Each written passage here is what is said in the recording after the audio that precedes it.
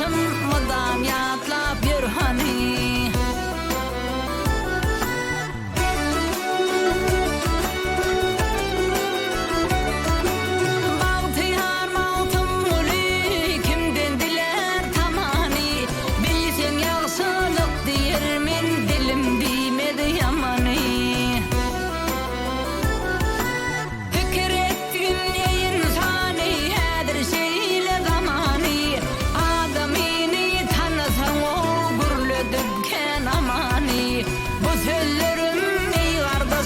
Madam yatlap yür hani.